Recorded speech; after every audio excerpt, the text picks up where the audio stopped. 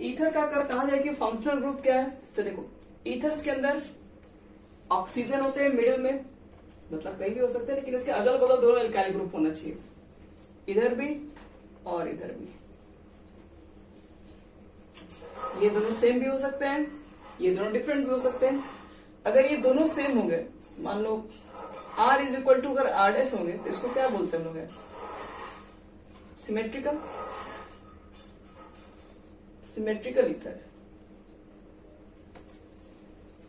अगर ये दोनों डिफरेंट डिफरेंट हो गए, R not equal to R', इसको सिमेट्रिकल ईथर को सिंपल ईथर भी कहते हैं, इसको मिक्स्ड कहते हैं, या अनसिमेट्रिकल कह दो।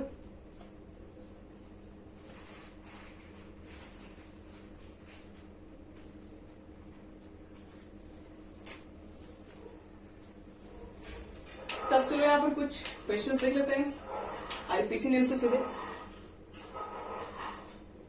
ज्यादा नहीं, 5 क्वेश्चन तो देख ही सकते हैं आराम से। CH3OCH3 कॉमन नेम क्या इसका होगा? पहले कॉमन नेम,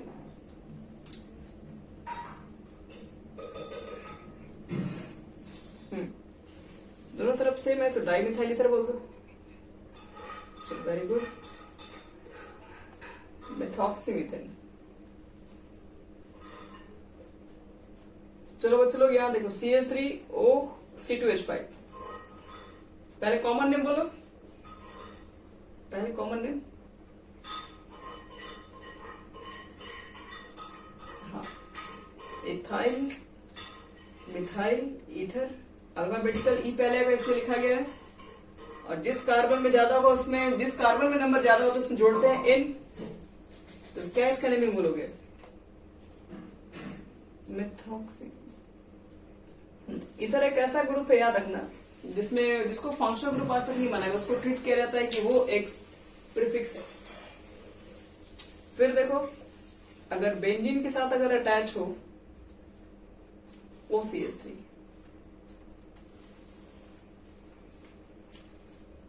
तो ऐसे तो कॉमन नेम, ऐसे तो उसको एनिसोल के नाम से, हाँ थोड़ा फेमस नाम है, ध्यान रखिएगा, एनिसोल से फेमस है ये। फिर इसको मेथॉक्सीबेंजीन भी बोलते हैं, और आजकल कॉमन नेम और ये और आईपीसी अब दोनों में ही काम कर रहा होता है, मेथॉक्सीबेंजीन। और अगर दोनों ही अगर फिनाइल ग्रुप मिल जाए अटैच विथ ईथर ग्रुप के साथ,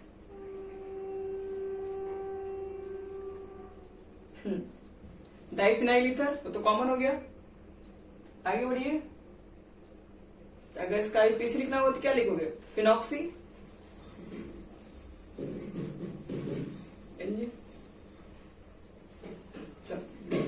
तो अब ज्यादा देने का कोई मतलब नहीं है, यहां तक सबको समझ में आ गया, इसी के ऊपर सब काम हो रहा होता है। अच्छा एक क्वेश्चन और दे दे, थोड़ा सा डिफरेंट है, तो उसको बना लोगे तो समझ लो कि अब हो जाएगा तुम लोग का। अगर मान लो कि यहाँ पर CH3 है, यहाँ पर CH है, ऊपर में भी OCH3 है, बगल में भी OCH3 है, देखो तो इसका नेमिंग क्या क्या बोलोगे?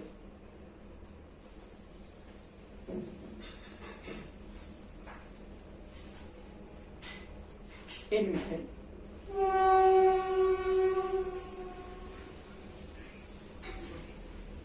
हाँ गुड।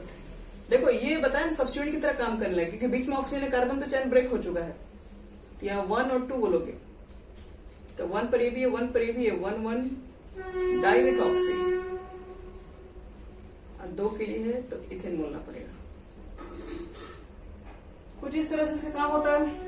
अब हम लोग बात करेंगे कि अगर मान लो कि अगर आपके पास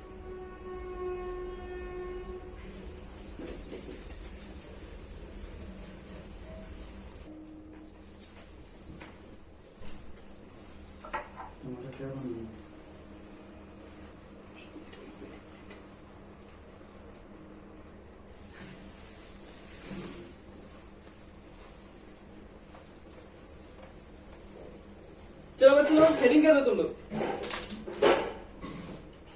ईथर्स का आइसोमर इन ईथर। देखो ईथर के अंदर कैसे कैसे आइसोमर्स हो सकते हैं। सपोज कि आपको दिया गया, सपोज करो फॉर्मूला है C2H6O,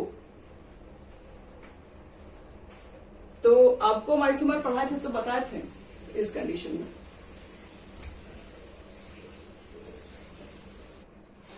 देखो तो C2H6O है आपके पास मॉलिक्यूलर फॉर्मूला, तो क्या लगता है इसमें कितने आइसोमर बन सकते हैं,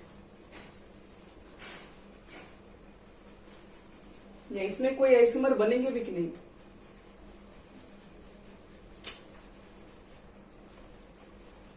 आपको हम शायद कहीं फॉर्मूला लिखवाया था ना, CN करके H करके O करके, और बताए थे कि अगर फॉर्मूला पे सेट हो जाए तो इसके अंदर ऐसे ऐसे ग्रुप बनाए जा सकते हैं। तो वहीं से डायरेक्ट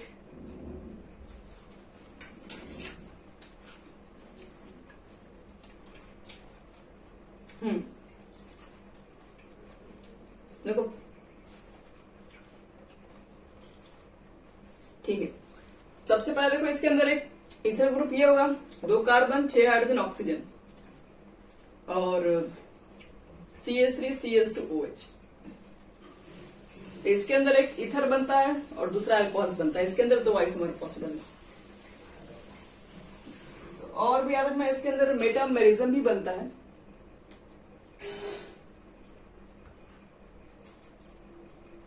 तो मेटामेरिज्म के लिए कम से कम आपको क्या चाहिए, आपको क्या लगता है मेटामेरिज्म बनने के लिए कार्बन का कितना होना जरूरी है? क्या 2 कार्बन में हो सकता है मेटामेरिज्म? वेरी गुड, 4 में ही हो पाएगा। यहां देखो, एक तो ये आपके पास याद रखना, अगर हम फंक्शनल ग्रुप के ऊपर बात करें, फंक्शनल ग्रुप, तो अगर आपके पास इथर होंगे तो फंक्शनल ग्रुप के अंदर इथर भी होते हैं, अल्कोहल्स भी होते हैं, ध्यान रखिएगा फंक्शनल ग्रुप में डिफ्रेंशिएट। और अगर मान लो कि अगर मेटामर्स भी आते हैं इथर के अंदर, मेटामर्स भी आइसोमर पॉसिबल है, लेकिन मेटामर्स कैसे पॉसिबल है, कितने कार्बन होने चाहिए मिनिमम? अगर देखो यहाँ पर आपने एक एक कार्बन का अगर रख लिया है, तो मेटामर्स बोलता है कि जो आपके पास फंक्शनल ग्रुप है उसके जो सराउंडिंग जो कार्बन है उसके कार्बन में अरेंजमेंट चाहिए होता है। तो यहाँ पर भी एक है और यहाँ पर भी एक है, आप इसका आइसोमर क्या बनेगा, तो आपस में चेंज करोगे तो वही रह जाएगा। तो इसके अंदर कोई पॉसिबल नहीं है।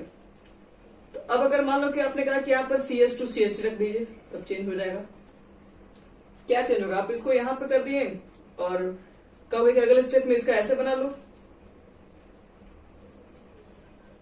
चेंज तो नहीं हुआ। ये तो चीजें आपस में कन्वर्ट हो सकती है। हम इसको अगर पलट के अगले ऐसे रख दें तो अब तो यही चीजें को फिर वापस बोल रहे हो। अब इसको ऐसे बोल रहे हो कि ये एक आइसोमर है और इसको फिर ऐसे बोल रहे हो, तो वो तो एक चीज आपस में कन्वर्ट हो जाएगा एक दूसरे में, तो कल को तो रोटेट करके इसमें भी आ जाएगा फिर ये। तो ये नहीं बन सकता, ये दोनों एक ही चीज हुआ। तो इसका मतलब है कि यहां पर आप 3 कार्बन का भी आइसोमर मेटामर्स नहीं बना सकते हैं इथर्स के अंदर। आपको मिनिमम चाहिए होगा तो 4। देखो कैसे, CH3CH2, यहां पर ऑक्सीजन के सराउंडिंग जो कार्बन है वो 2-2 के फॉर्म में चल रहे हैं, ये सिमेट्रिकल है। एक CH3 रख लो, अब ये CH2 CH2 CH3, ये आप इसको चेंज करेंगे तो ये इसके अंदर कन्वर्ट नहीं हो पाएगा, तो ये एक नया तरह का आइसोमर बन जाएगा। तो बोल सकते हैं कि आपके पास ये एक आइसोमर जो होगा वो मेटामर्स भी होगा। तो मेटामर्स आइसोमर आपको इस तरीके के दिखाई पड़ सकते हैं। और इसमें एक और आइसोमर्स बनते हैं जिसका नाम है चैन आइसोमर। तो चैन आइसोमर देखो इथर्स के अंदर कैसे फॉर्म हो रहे होते हैं। फिर एक कंपाउंड देंगे आपको और आपको मालूम करना होगा उसमें कितने आइसोमर्स बना सकते हैं, आपको सब फाइंड करना होगा। देखो चैन आइसोमर का मतलब क्या होता है, आपको बताया गया है कि कार्बन के पोजीशंस में मतलब सिर्फ अरेंजमेंट मतलब सिर्फ चैन में डिफरेंस होना चाहिए। जैसे कि इसमें आपको दिखाई पड़ रहा है सब एक ही कार्बन है और एक ही लाइन में है, चैन में कोई अरेंजमेंट इसमें नहीं दिख रहा है। लेकिन एक और देखो एग्जांपल दिखा रहे हैं, CH3O CH2 CH2 CH2 और एक और ले लेते हैं CH3। ये देख सकते हो, इसका नाम अगर देखा जाए तो मिथॉक्सीब्यूटेन। अब देखो इसमें इसको हम इतना लिख सकते हैं कि नहीं, इसके अंदर कौन सा आइसोमर बन गया, ये O यहीं पर आ गया। सपोज करो यहाँ पर CH2 है और यहाँ पर हम CH3 लगा दे रहे हैं और एक CH3 हम यहाँ लिख दे रहे हैं।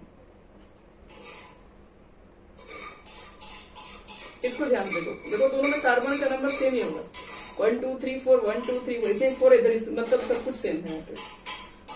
तो ये किस तरह का आइसोमर है? क्या इसको मेटामर्स बोल सकते हैं?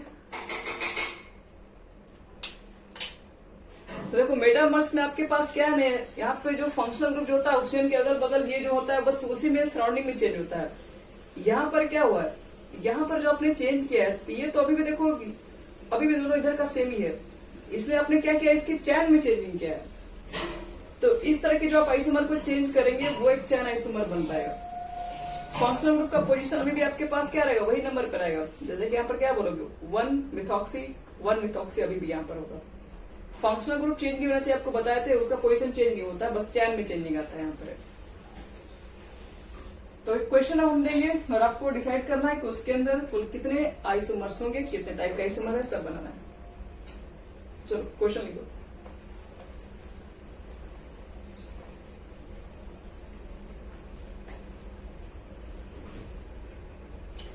क्वेश्चन हमारे पास है, लिखिए सब लोग। Give the structure and IUPAC name.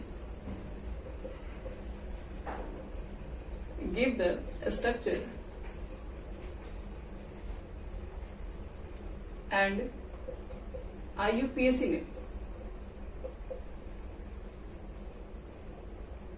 किसका IUPAC नेम बता रहे हैं।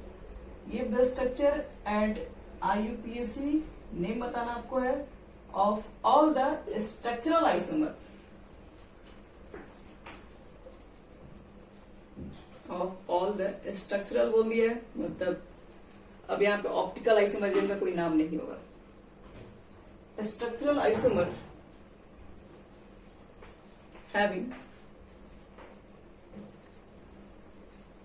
having molecular formula,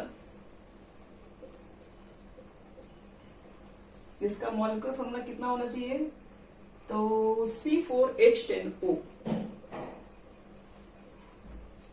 C4H10O ये आपके पास मॉलिक्यूलर फॉर्मूला है और आपको बताना है कि इसमें कुल कितने स्ट्रक्चरल आइसोमर बन सकते हैं, सबका IUPAC ने नेम भी बताना है। तो इसको बच्चे लोग आप लोग को ट्राई करना है।